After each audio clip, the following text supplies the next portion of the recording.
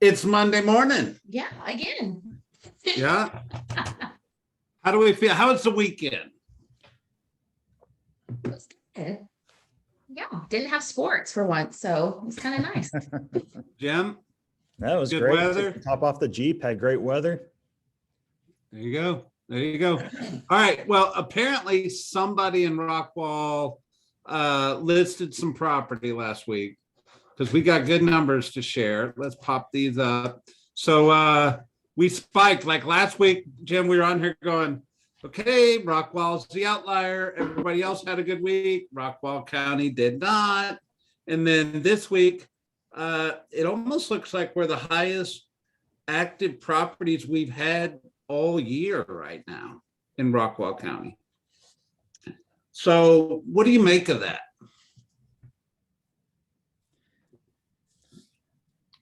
I look at it and just, I said it last week, your averages tend to average out, right?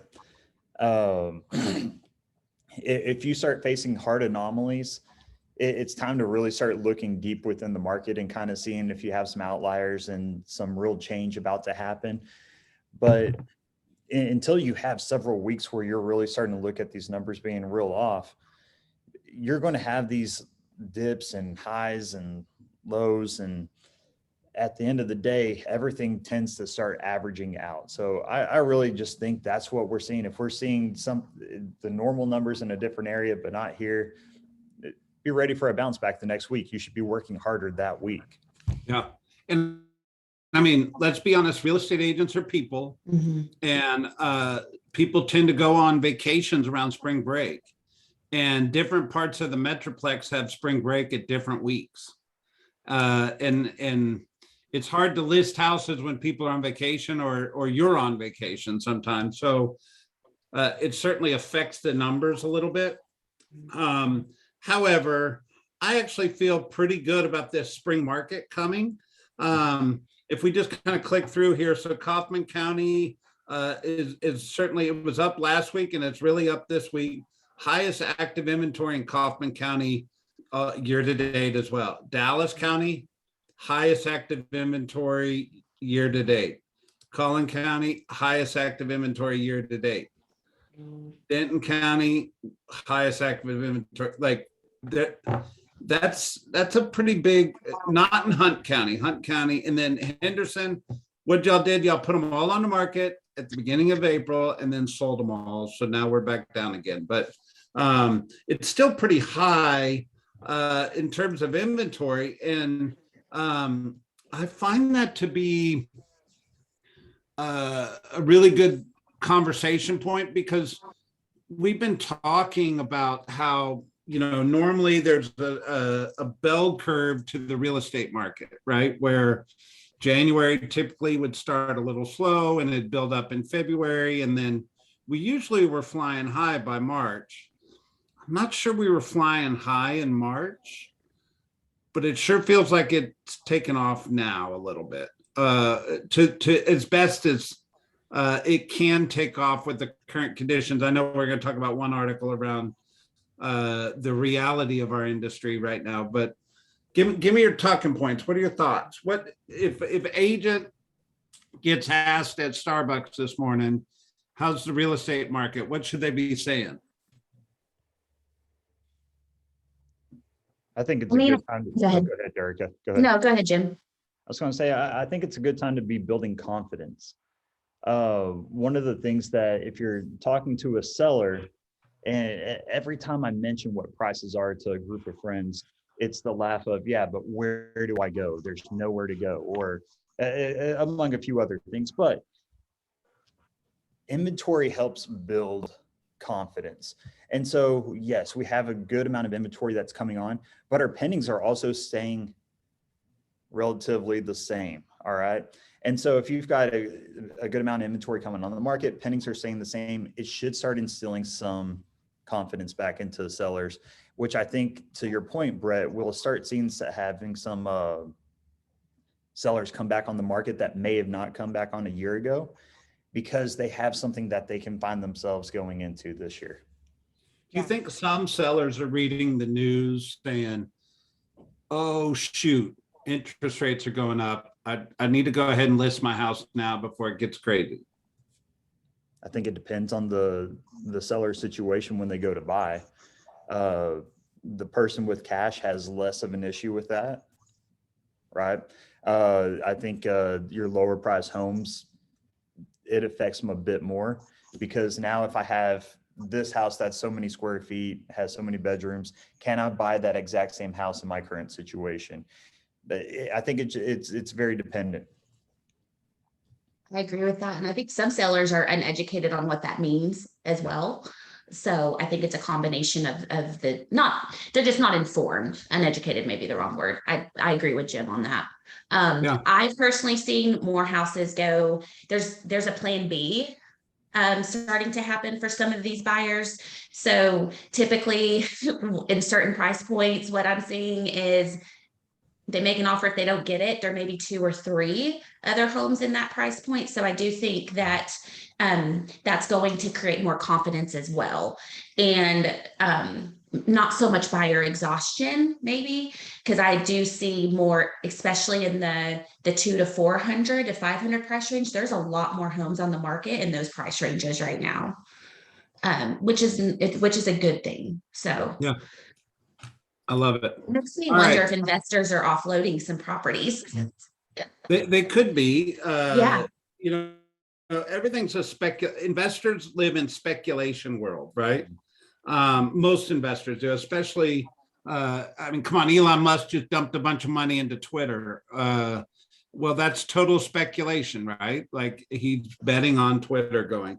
Investor dumping money into the real estate world, they're speculating on price appreciation or economic development in a certain area. But then there's the long-term investors that just buy and hold, right? So at the end of the day, it's all good. I like to keep this in front of us. The 10-year Treasury note certainly shows us the most fluid way of trying to keep up with what interest rates are doing. There was a little dip last week, but it dipped back up.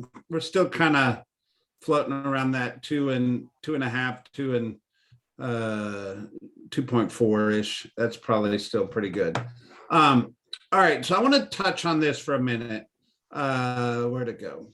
And this kind of weird article, and we're like, should we talk about it? Should we not talk about it? I actually think we talk about everything on this call, good, bad, and indifferent, but not allow our brains to go so far left of center that we can't realize that our job is just go buy and sell some real estate, right?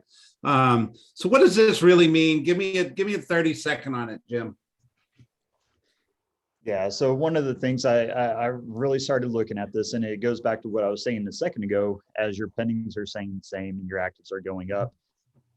This article really starts hitting on towards the end of it of getting back to the extremes of our market, extreme low inventory, extreme high demand, and what changes what happens if one of those change, even just a little bit. And I think us as professionals, if we really watch the market and we start having a little bit of a change, if we go to 1.5 months of inventory or 1.25, it makes a huge change on prices. If our demand changes, it makes a huge change on prices. I'm not saying we're going to see a bottom fall out. We need to take everything in, not these like extreme measures of, oh my gosh, prices are going to change. No, like this happens all throughout the course of real estate. And that's a good thing right now, because on so many levels. But as we're going out for CMAs, we need to be able to have intelligent conversations about what home prices are doing, because inventory is changing, right?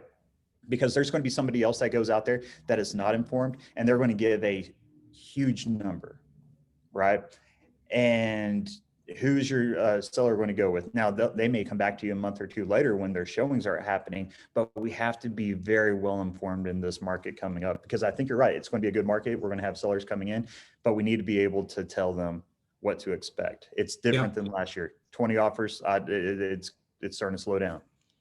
Yeah, but I think at some point in time, the investor part of our business, there's going to be legislation to try to slow that down at some point. But I mean, man, it was way back. We were talking about how, you know, there was an article that said Zillow's driving the prices up because they're basically taking houses and buying them with Zillow offers and then waiting on the price to appreciation to go up and then they'd sell it, right? Or they'd overpay in one area, use that as comps. And I thought, man, builders have been doing that for years, right? Like they take a neighborhood, they sell the first ones, raise the price on the second lot, and then they just keep raising the price.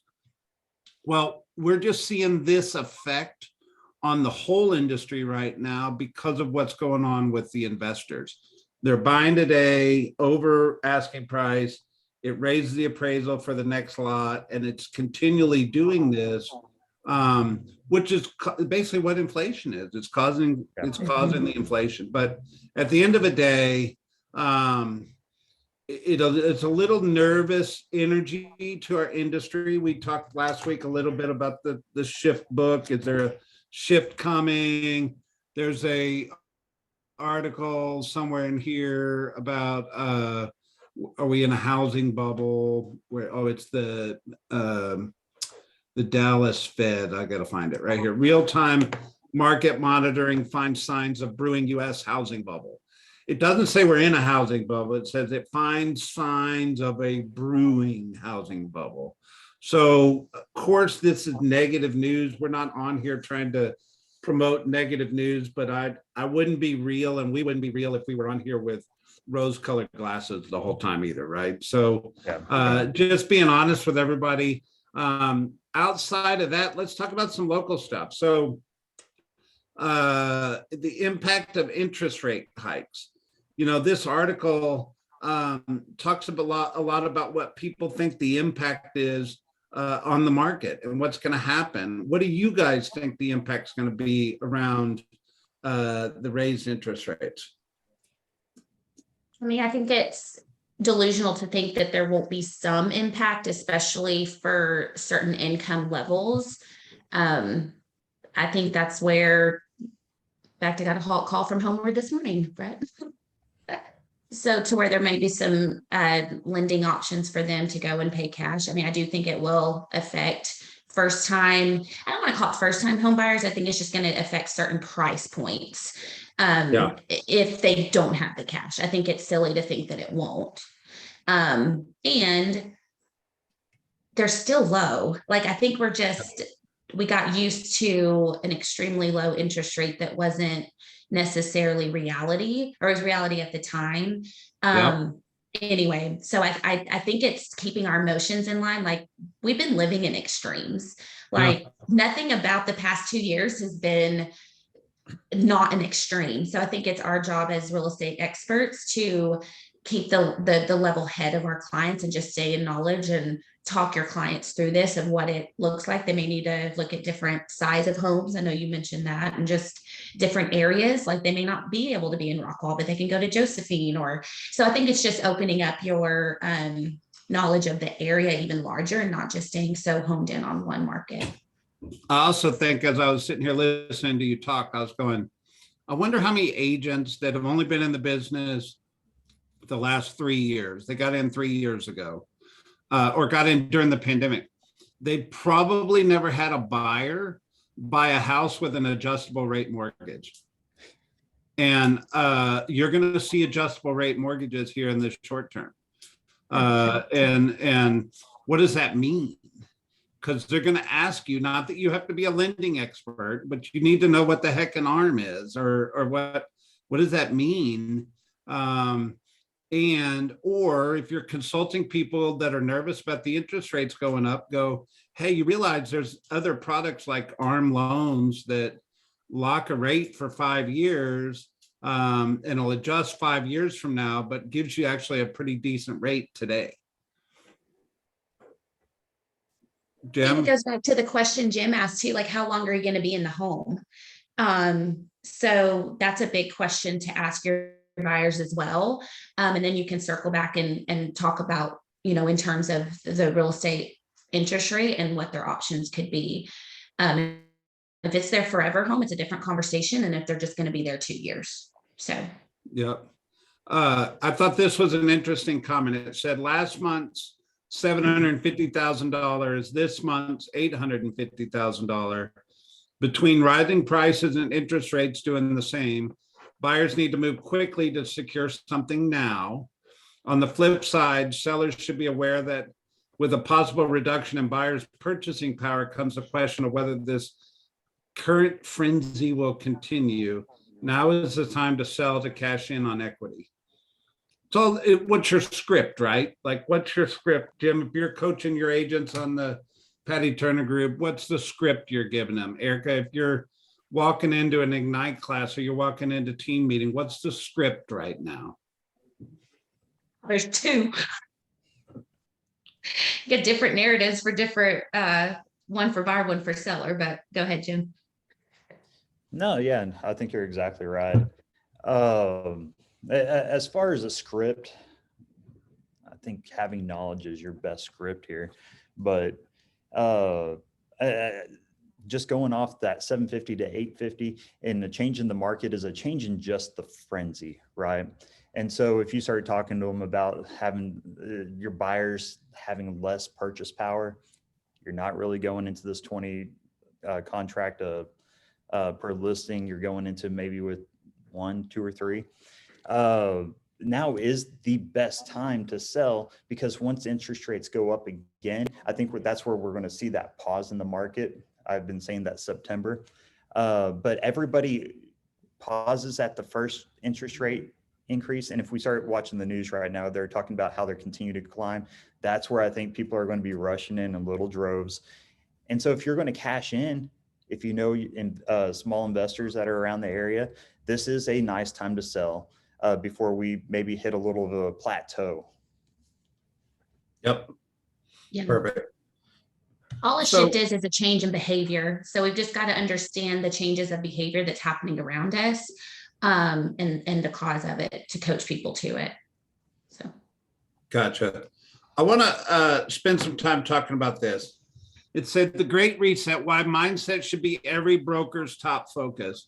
Instead of dwelling on the lack of inventory or the insane over asking price deals, perhaps we start rewriting this story.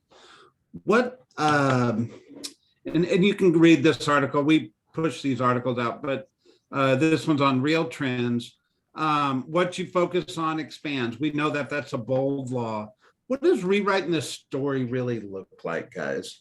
Like, mindset is everything in business and success, and keeping your what goes on between the two ears directly relates to how we create success. So like this is why I get nervous talking about shift or negative economics, because I don't want to put thoughts in people's heads that say, hey, it's not good out there, because it actually is good out there.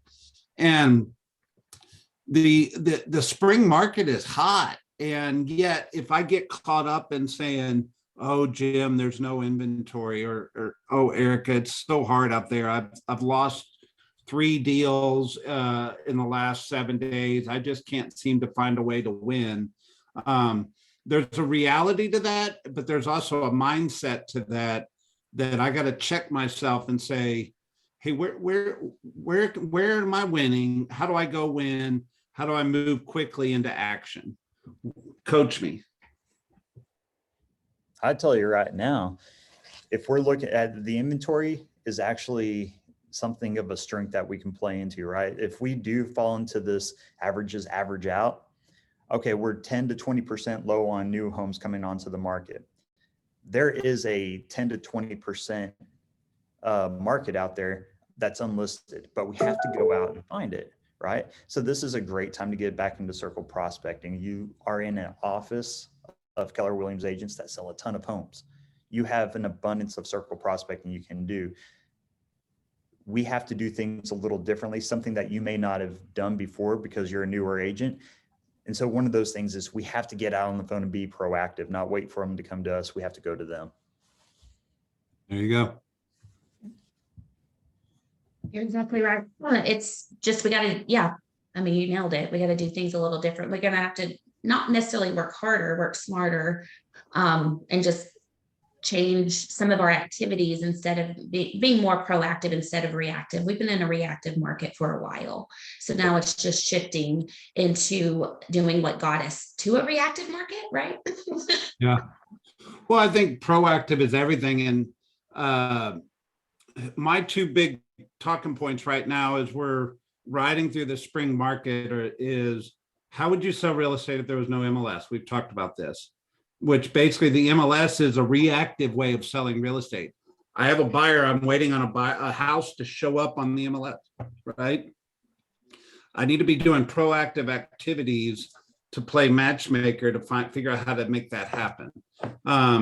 The other thing is I think there's a listing launch strategy that everybody should be very purposeful around right now, to be professional in maximizing your opportunity with every opportunity you've been given.